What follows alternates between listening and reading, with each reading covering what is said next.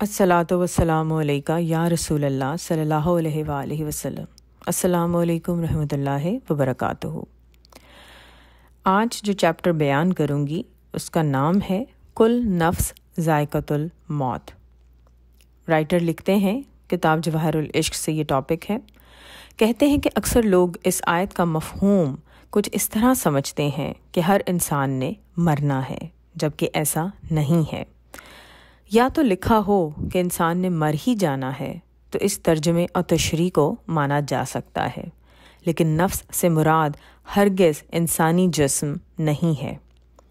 नफ्स की 7 इक़साम हैं: नफ्स अम्मारा, नफ्स लवामा, नफ्स मुल्हमा, नफ्स मुतमइना, नफ्स रादिया, नफ्स मर्दिया, नफ्स कामला। इन तमाम नफ्सों को ख़त्म करने के लिए इन पर काबू पाना बहुत ज़रूरी है, लेकिन हर एक नफ्स दूसरे नफ्स का दरवाज़ा है।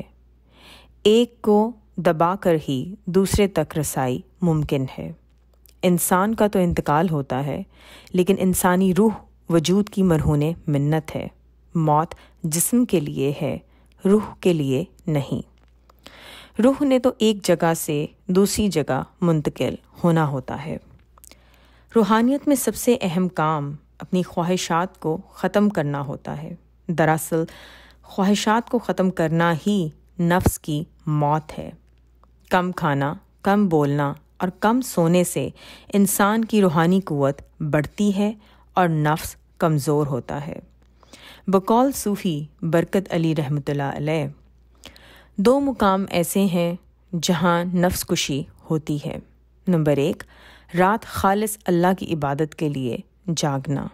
नंबर 2, दिन के वक्त खामोशी इख्तियार करना। लेकिन इन सब तरीक़ों पर अमल करने के लिए सबसे अहम हथियार मुर्शिद कामिल ही हैं, जो नफ्स पर दस्तरस हासिल करने का तरीक़ा सिखाते हैं। ये इंशाल्लाह इस बुक से 12th टॉपिक मैंने रिकॉर्ड किया है। जैसा मैंने पहली वीडियो में भी बताया था कि अगर आप YouTube पे इन टॉपिक्स को सुनना चाहते हैं तो YouTube का चैनल आप सर्च कर सकते हैं शेराज शौकत 2019, और वहाँ पे ये वीडियोस मौजूद हैं जो आप फॉरवर्ड भी कर सकते हैं। मैंने देख रही थी कि बाज़ लोग कमेंट्स करते हैं, ऐसे लगता है जैसे वो आपका नॉलेज टेस्ट कर रहे हों।